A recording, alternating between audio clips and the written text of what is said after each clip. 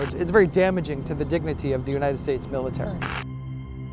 That I would be shot in the morning. That ship will never leave North Korea.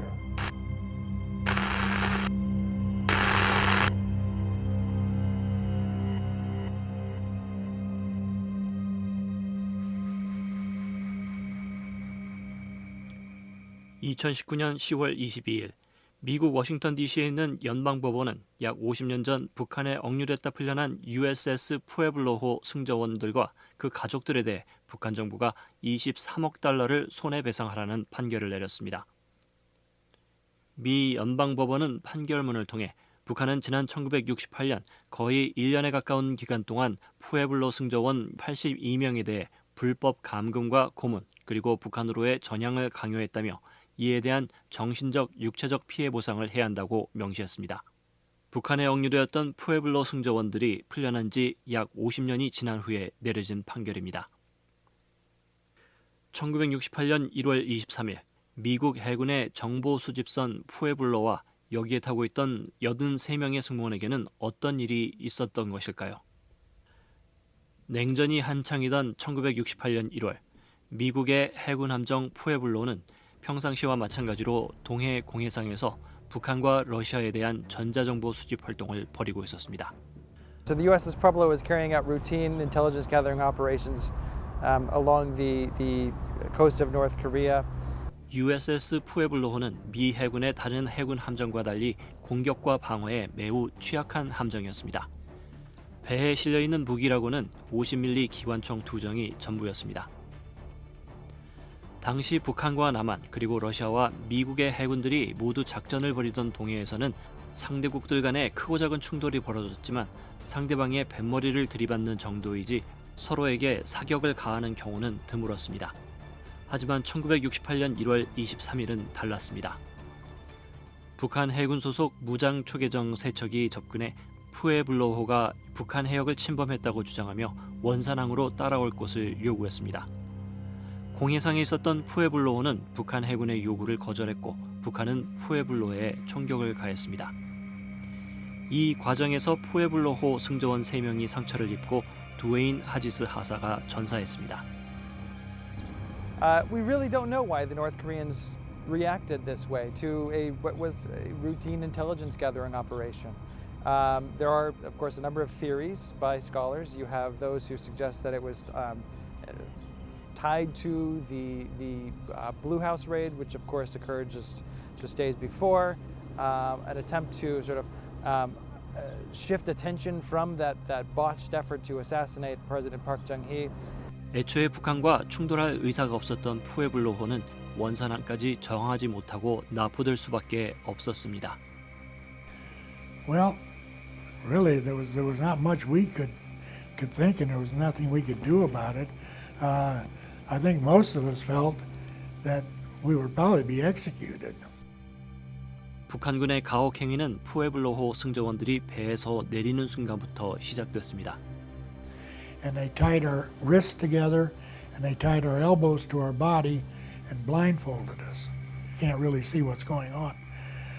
Several people started beating on me. A crowd of people. You could hear that it was a crowd of people. 북한 당국은 전쟁포로 대우에 대한 제네바 협약을 완전 무시한 채 푸에블로호 승조원들에 대한 고문과 학대를 이어갔습니다.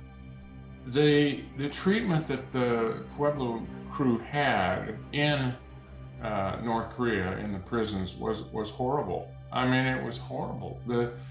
They were starved nearly to death. They were beaten. They were mentally harassed. They gathered us all together one day, and one of the crew members, Angelo Strano, and he raised his hand, and they said, "We are very pleased to tell you that your brother was killed in Vietnam today." You know, that kind of thing they would do to us. 본국과 연락이 두절된 승조원들은 자신들의 앞날에 어떤 운명이 놓여 있는지조차 가늠할 수 없었습니다. 계속된 가혹 행위에도 불구하고 푸에블로호 승조원들은 나름의 반항을 이어갔습니다.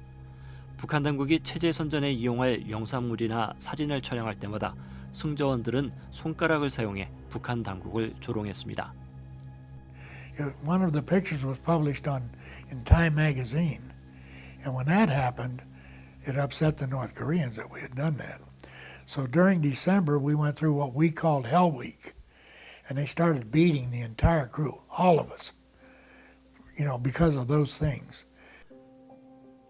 그해 12월 미국과 북한 당국의 오랜 협상 끝에 푸에블로호 승조원들은 판문점을 통해 풀려났습니다.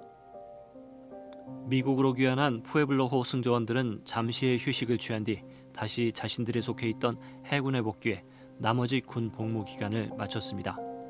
승조원들은 무사히 가족들의 품 안에 돌아오기는 했지만 평생 그들이 북한에서 겪었던 악몽에 시달려야만 했습니다. The crew members that I talk to do not necessarily share the intimate details of their incarceration and the torture and punishment that they endured. It lives within them and is a very detrimental, sometimes even to their health, the things that happened to them. 이제 미국에게는 또 하나의 숙제가 남아 있습니다. USS 푸에블로호를 다시 미국으로 가져오는 것입니다. 그동안 민간과 정치계에서는 평양에서 체제 선전물로 전시되어 있는 푸에블로호를 미국으로 송환하려는 노력을 펼쳐왔지만 별 성과는 없었습니다. 미국 콜로라도주의 로렌 보볼트 하원 의원은 자신의 지역구와 이름을 공유하는 푸에블로호를 북한으로부터 돌려받자는 법안을 상정했습니다. 보볼트 의원은 푸에블로호 송환을 통해 미국의 영웅들을 기리고 미국의 결의를 보여주고자 이 법안을 발의했다고 밝혔습니다. 하지만 이러한 움직임도 현실성은 없어 보입니다. 수십 년 동안 미국을 비난하는 전리품으로 사용해온 푸에블로호를 북한 당국이 선뜻 내놓을 리가 없다는 것입니다. The Juche philosophy and way of life in North Korea, I think that ship will never leave North Korea. Until we have resolved the ongoing nuclear crisis. I doubt the Pueblo is going to come up. 지난 50년 동안 북한에서의 악몽을 가슴에 품고 왔던 승조원들. 자신들이 남겨두고 온 푸에블로호가 언제 돌아올지 애타게 기다리고 있습니다.